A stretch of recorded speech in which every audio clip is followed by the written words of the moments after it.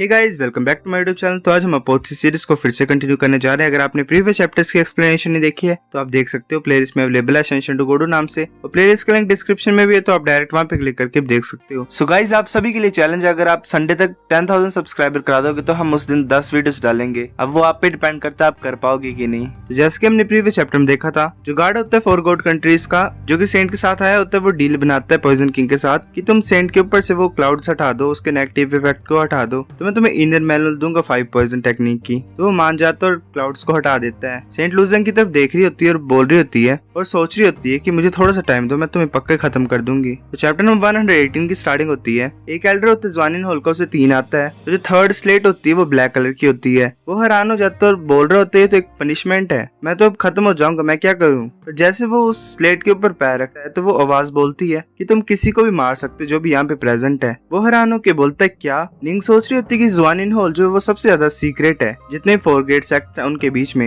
ये अच्छी बात है कि हमारा जो इंटरेक्शन है उनके साथ बढ़ जा कम है। अगर ये जो एल्डर है इसके पास एबिलिटी है किसी को मारने की, तो ये किसे मारेगा। क्या ये वो इंसान होगा जिसने बढ़ ज्यादा एनिमीज बनाए हुए हैं और पूरे जो मिडिल डोमेन है उसे तंग किए हुए, थ्रेटन किए हुए, जैसे कि चूजी और वूजान ही, या फिर कोई दूसरे सेक्ट होंगे जिन्होंने पास्ट में इनके साथ दुश्मनी रखी थी और इनके ऊपर अटैक वगैरह किया हुआ था। एल्डर बोलते ठीक है, फिर वो बोलते हैं मैं मारना चाहता हूँ ओल्ड मैन ज्वानिन को। वेल, वो उसी का पैट्रियार्च होता है। पैट्रियार्च बोल रहा होता है ज़ेंग क्विंग तुम्हारी इतनी हिम्मत। डाइस रोटेट कर रहा होता है, वो अपने आप को जेन्युइन एनर्जी प्रोटेक्शन से कवर कर लेता है, पर जो बीम ऑफ लाइट होती है उस डाइस से वो उसके आर पार निकल जाती है और वो वहीं पे मर जाता है। एल्डर हंस रहा होता है और बोलता है मैंने फाइनली उस ओल्ड फ्रीक से छुटकारा पा लिया है। बाकी जो एल्डर होते हैं वो भी खुशी से बोल रहे होते हैं कि एल्डर ज़ेंग तुमने फाइनली कर ही दिया, कांग्रेचुलेशंस। पर बाकी जो सेक्ट्स होते हैं वो बिल्कुल चुप होते हैं। वो सोच रहे होते हैं कि चल क्या रहा है यहाँ पे। वेल, इनकी शक्लें तो देखने लायक है, ये भी सोच रहे हैं कि क्या नमूने है ज्वानिन होल के। लूजंग सोच रहा होता है कि मुझे ये हैरानी है कि पैट्रियार्च ने ऐसा क्या गलत काम कर दिया था जिसको इतना ज्यादा बुरा और इतनी ज्यादा हेट मिल रही है अपने सेक्ट के पीपल से।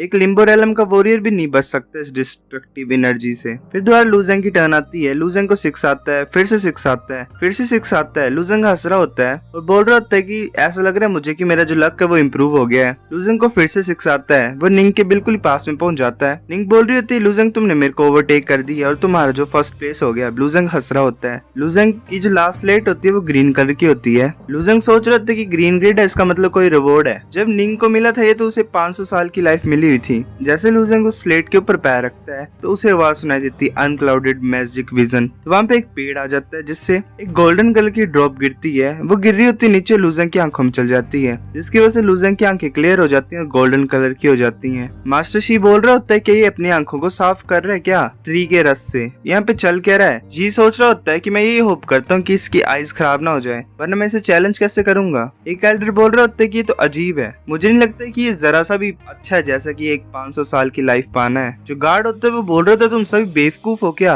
ये जो ट्री है जो कि लेजेंड्स में बताया जाता था डिवाइन ट्री नेशन, इसे डिवाइन ट्री नेशन इसलिए बोला जाता था क्योंकि ये बड़ा ज्यादा पावरफुल मेडिसिन की तरह यूज होता था। इसकी जो सैप है, इसका जो रस है, उसे कलेक्ट किया जाता था कि प्रीशियस मेडिसिन को बनाया जाए और डायरेक्टली भी कंज्यूम कर सकते थे। पर इस बच्चे ने इसे यूज किया अपनी आंखों को साफ करने के लिए। ये तो टोटली वेस्ट है। जो प्रिंस होता है वो बोल रहा होता है गोंगलो क्या तुम श्योर हो क्या ये डिवाइन ट्री है। सेंट भी हैरान होती है। जो गार्ड गोंगलो होता है वो बोल रहा होता है हाँ ये जो ट्री है 500 साल में एक बार अपेयर होता है। जब भी ये अपेयर होता है तो सिर्फ एक ड्रॉप ही गिराता है ये रस की। 1000 साल से इसका यूज हो रहा है तो इसकी वजह से सिर्फ 10 ही ड्रॉप्स बची हुई है इस डिवाइन ट्री नेशन में। ये सुन के मास्टर शी भी हैरान हो जाते हैं और बोल रहे होते हैं कि तो कुछ ज्यादा इंप्रेसिव है। लूजंग ने आईज क्लोज की होती है और वो सोच रहा होता है कि बड़ा ज्यादा अच्छा, मेरी आईज जो है वो रिफ्रेश्ड फील हो रही हैं। पर बात यह है कि मेरे को तो जरा भी चेंज नहीं लग रहा है। हुआ क्या मेरे साथ अभी। तो ये क्या रिवॉर्ड सिर्फ मेरी आंखों को साफ करने के लिए था। ड्रैगन हंस रहा होता है और बोलते ज्यादा अच्छा रिवॉर्ड था, इसकी वजह से तुम मोस्ट इल्यूजन्स को देख सकते हो और तुम्हारी जो आईज है वो ज्यादा शार्प हो जाएंगी। ये बड़ा ज्यादा यूजफुल है, ये ज्यादा अच्छा है 500 साल की एक्स्ट्रा लाइफ से। लूजंग बोलता है क्या ज्यादा अच्छा है 500 साल की लाइफ से। ड्रैगन बोलता है तुम्हें पता लग जाएगा फ्यूचर में। प्रिंस बोल रहा होता है कि बच्चा आगे बढ़ रहा है और इसे डिवाइन ट्री का रस भी मिला।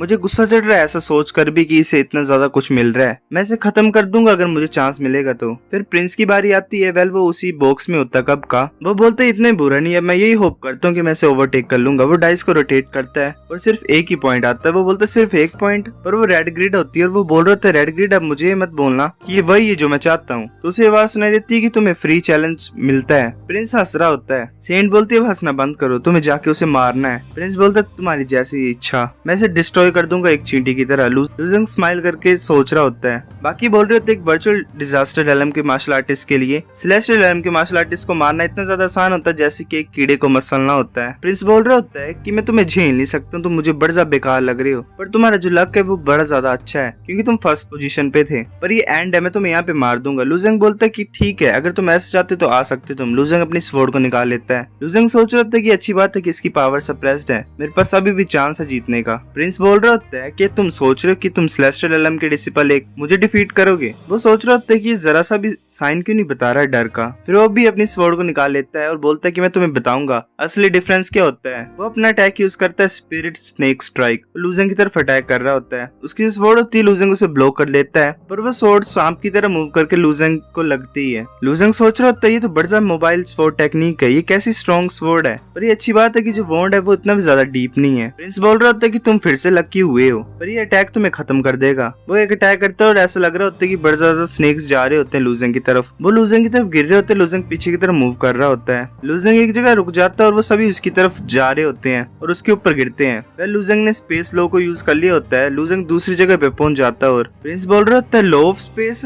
वो सोच रहा होता है कि ये हैरानी की बात नहीं, ये इतना ज्यादा घमंडी है। ऐसा लग रहा है कि इसने फर्स्ट लेयर ऑफ स्पेस लो को लर्न किया हुआ है और मास्टर किया हुआ है। ऐसे 4 गॉड कंट्रीज की बात करें तो जो 1000 साल के बूढ़े हैं वही ऐसा कर पाए हैं अभी तक, पर ये नॉर्थन रेलम का है, इसको कैसे ये चांस मिला स्पेस लो को लर्न करने के लिए। प्रिंस बोलते हैं कुछ भी नहीं, ये स्मॉल ट्रिक है, मैं तुम्हें बताऊंगा कि हम दोनों के बीच में कितना ज्यादा डिफरेंस है स्किल्स का। वो एक बड़े से स्नेक को समन कर लेता है। ग्रैंडमा यू बोल रही होती है तो एक डीमन ड्रैगन है। निंग थोड़ा सा परेशान हो जाती है। मास्टर यान बोल रहा था जो मार्शल आर्ट्स हैं 4 गॉड कंट्रीज के वो स्ट्रॉन्ग है। गॉड कंट्रीज का जो प्रिंस है वो इतनी ज्यादा पावर को अनलीश कर सकता है, पर वो अभी सिर्फ अर्ली स्टेज पे है वर्चुअल डिजास्टर रेलम की, इसे हम अंडर एस्टिमेट नहीं कर सकते हैं। लूजेंग अब ट्रबल में, मुझे ऐसा लग रहा है। लूजेंग सोच रहा था कि मैं ये होप कर रहा था कि इसकी पावर जो वो सप्रेस हो रही है और मेरी नहीं है, तो मैं जीत सकता हूँ, और जो गैप है हमारी पावर्स के बीच में उन्हें लो कर सकता हूँ, पर मैंने एक्सपेक्ट नहीं किया था कि ये इतना ज्यादा स्ट्रॉन्ग होगा। ये जो इसने टेक्निक लर्न की है कुछ ज्यादा पावरफुल है, पर ये जो डीमन ड्रैगन है मुझे फैमिलियर लग रहा है और ऐसा लग रहा है कि कुछ कनेक्शन है इसका मेरे ब्लड लाइन के साथ। लूजेंग सोच रहा था पर ऐसा क्यों,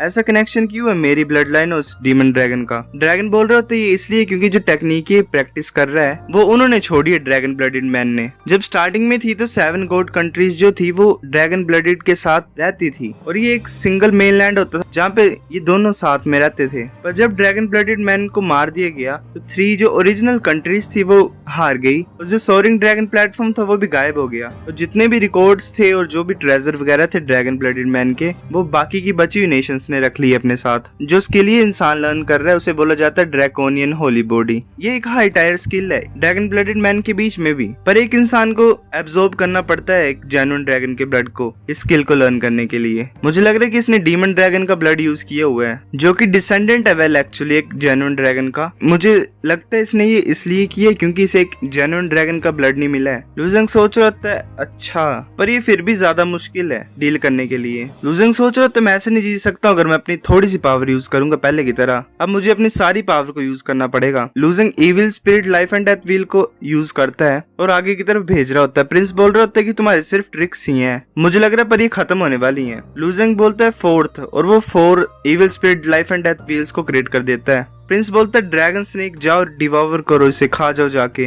वो लूजेंग की तरफ जा रहा होता है ड्रैगन। लूजेंग ने अपनी आईज क्लोज की होती हैं और वो अपना अटैक यूज करता है evil spirit life and death wheel summon evil spirits, और जो इविल स्पिरिट्स होती हैं वो उसे सराउंड कर रही होती हैं। उसकी आईज और माउथ भी ग्लो कर रहा होता है रेड कलर के, उसे मतलब पूरी सिंपली इविल स्पिरिट्स ने कवर कर लिया होता है। एक एल्डर बोल रहा होता है ये किसने कैसे किया, इतनी ज्यादा इविल स्पिरिट्स हैं इसके ऊपर, कि इसे डर नहीं है कि इविल स्पिरिट इसे खा जाएंगी। निंग सोच रही होती है सिर्फ थोड़ी सी इविल स्पिरिट्स को यूज करता था पहले, पर अभी ऐसा क्यों कर रहा है। सो गाइस चैप्टर नंबर 180 इतना था। अगर आपको वीडियो पसंद आई तो लाइक करो, नहीं भी आई फिर भी लाइक कर दो, शेयर करो अपने दोस्त साथ, कमेंट करके बताओ अगर आपको वीडियो कैसी लगी है, सब्सक्राइब करो। तब तक के लिए बाय बाय।